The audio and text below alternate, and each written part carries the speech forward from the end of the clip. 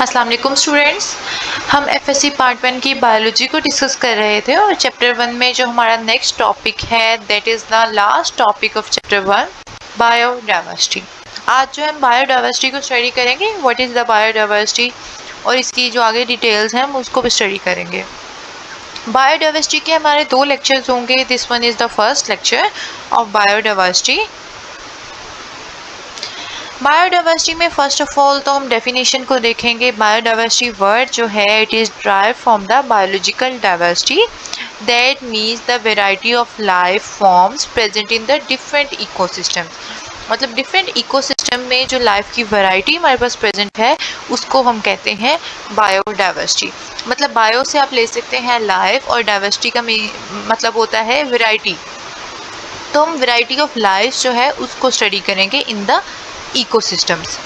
It encompasses the diversity of species. इसमें species की diversity भी आ जाती है, जीन्स की भी आ जाती है, और इकोसिस्टम्स की डाइवर्सिटी भी आ जाती है। इन सबको हम इसमें स्टडी करते हैं। ये रिप्रेजेंट करती है कि हमारे पास रिचनेस कितनी है और वेरिएबिलिटी कितनी है लिविंग ऑर्गेनिज्म की, कि लिविंग ऑर्गेनिजम्स जो है उनकी रिचनेस कितनी है, मतलब उनकी जो पॉपुलेशन है वो कितनी है और उनमें कितनी ज़्यादा जो है वैरायटी प्रेजेंट है, और वो किस तरह से इंटरेक्ट कर रहे हैं एक दूसरे के साथ और इन्वायरमेंट के साथ। ये सब चीज़ें जो हैं हम इनको बायोडाइवर्सिटी में स्टडी करते हैं। नेक्स्ट जो है हमारे पास आ जाता है इकोसिस्टम।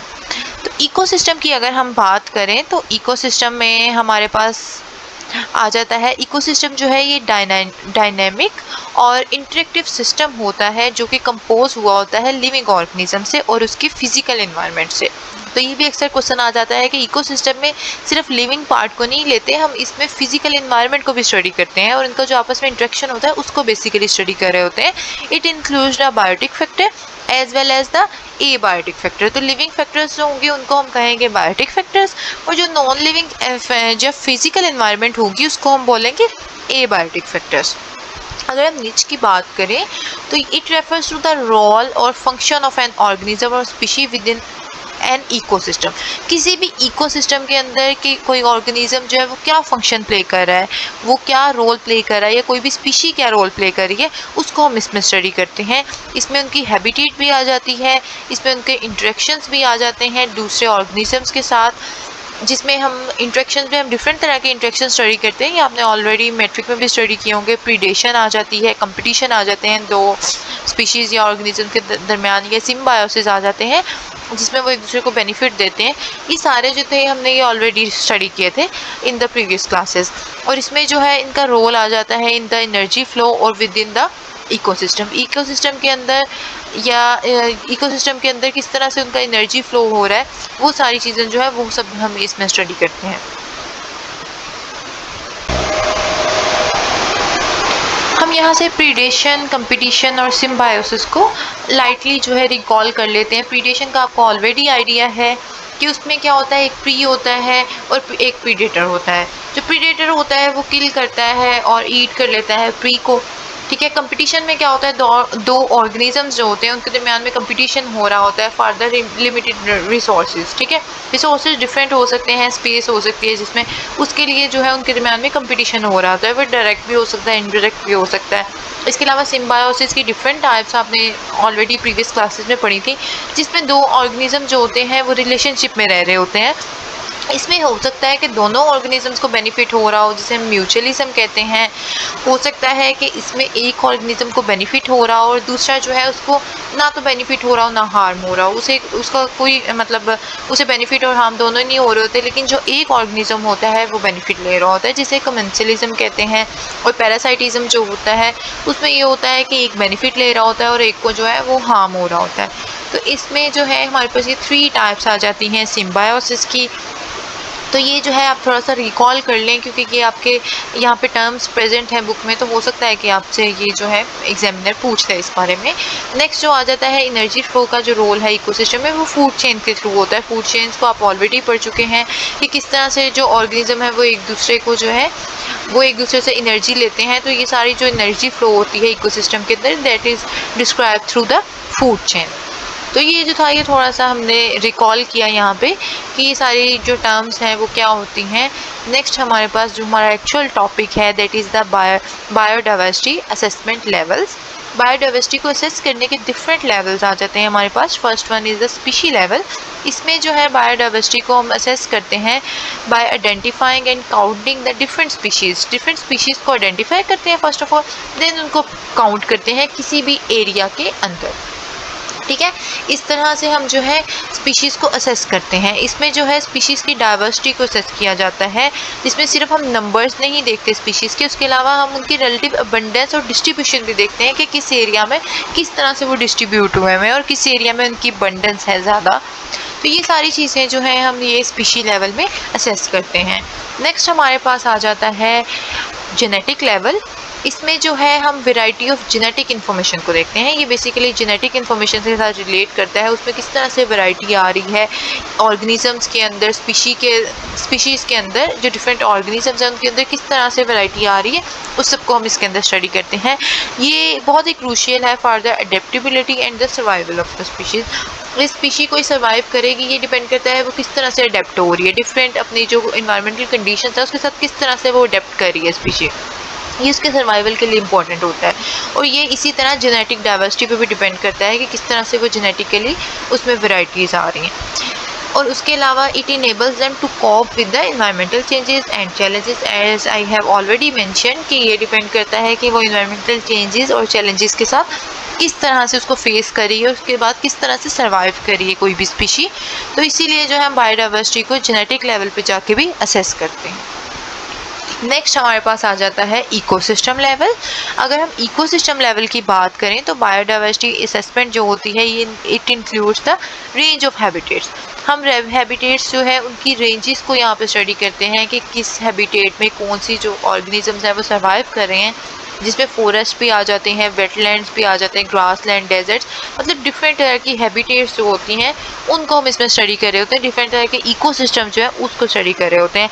इसमें हम ये अंडरस्टैंड करने की कोशिश करते हैं कि किस तरह से डिफरेंट इकोसिस्टम जो है वो अपना रोल प्ले करते हैं और कंट्रीब्यूट करते हैं to the overall ecological health जो है किसी भी स्पीशी की, उसमें किस तरह से जो इकोसिस्टम्स हैं वो अपना रोल प्ले करते हैं। ठीक है, यहाँ तक हमारा ये लेवल्स जो है वो एंड हो जाते हैं। नेक्स्ट हमारे पास आ जाती है importance of random sampling in determining the biodiversity.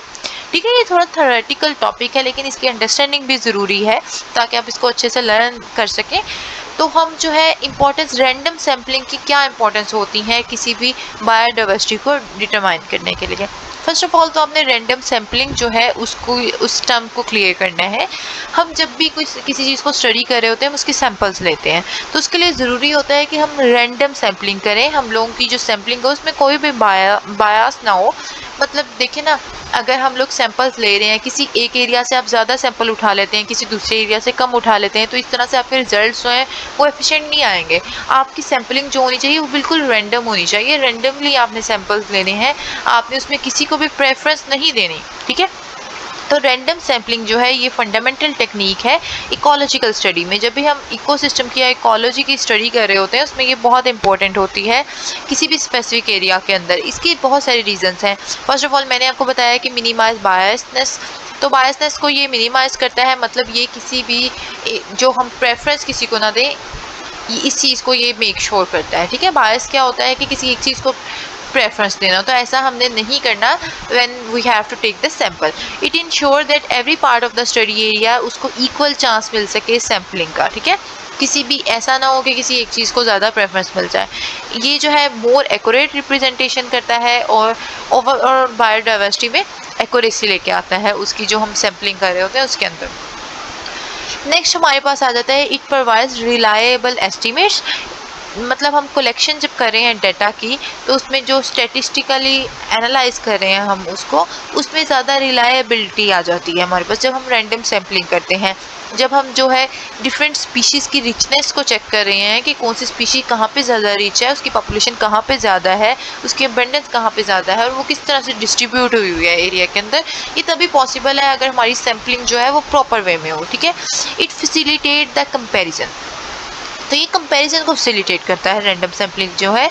अगर जब हम कंपैरिजन कर रहे हो डिफरेंट एरियाज के अंदर, डिफरेंट हैबिटेट्स के अंदर, तो ये तभी पॉसिबल है अगर हमारी जो सैम्पलिंग है वो प्रॉपर हो, ठीक है। तो ये जो है it provides the standardised methods of data collection. Data collection जो हमने करनी है डिफरेंट स्पीशीज़ के बारे में, बायोडाइवर्सिटी को स्टडी करने के लिए, तो उसका जो स्टैंडर्डाइज्ड मेथड जो है उसको ये प्रोवाइड करता है हमें रैंडम सैम्पलिंग जो है। नेक्स्ट हमारे पास आ जाता है it enhance the representativeness by covering different parts of the study area. Random sampling जो है ये जो है that ensures that the sample represent the diversity of the entire area. Sample जो है वो रिप्रेजेंट करता है किसी भी एरिया की प्रॉपर डाइवर्सिटी को। तो अगर आपने सैम्पलिंग ही प्रॉपर ना की हो तो ये जो है आप किस तरह से किसी एरिया को रिप्रेजेंट कर पाएंगे, ठीक है। तो उसके लिए ज़रूरी है कि हमारी सैम्पलिंग जो है वो प्रॉपर वे में हो। नेक्स्ट हमारे पास लास्ट पे आ जाता है स्पोर्ट्स द कंजर्वेटिव एफर्ट्स। अगर हम किसी भी स्पीशी को कंजर्व करना चाह रहे हैं क्योंकि उसका नंबर डिक्रीज हो रहा है, उसके सर्वाइव करने के चांसेस कम हो रहे हैं, तो हम उसे कंजर्व करना चाह रहे हैं, उसके लिए डिफरेंट एफर्ट्स करने हैं, तो उसके लिए प्रॉपर सैम्पलिंग होगी तभी हमें प्रॉपर आइडिया हो पाएगा उस स्पीशी के बारे में। That's why it supports the conservative efforts. Accurate biodiversity assessment जो हैं जो रैंडम सैम्पलिंग के थ्रू हुए होते हैं वो हमारी हेल्प करते हैं कि हम आइडेंटिफाई कर पाएँ एरियाज़ को और वहाँ पे कंजर्वेटिव जो वैल्यूज़ हैं वो कर पाएँ, कंजर्वेटिव एफर्ट्स कर पाएँ, किसी भी स्पीशी को जो है उसको उसकी पॉपुलेशन को हम सेव कर सकें, ठीक है। It is useful for monitoring changes in the biodiversity over time. तो डिफरेंट जो चेंजेस आ रहे हैं बायोडाइवर्सिटी में ओवर टाइम के साथ, उन सबको हम इजीली जो है वो स्टडी कर पाएँ और आइडेंटिफाई कर पाएँ ताकि हम कंजर्वेशन कर पाएँ और सेव कर पाएँ डिफरेंट जो है स्पीशीज़ को। Thank you so much. यहाँ पे हमारा ये लेक्चर एंड हो जाता है। आपका कोई भी क्वेश्चन हो you can ask in the comment section. Thank you so much.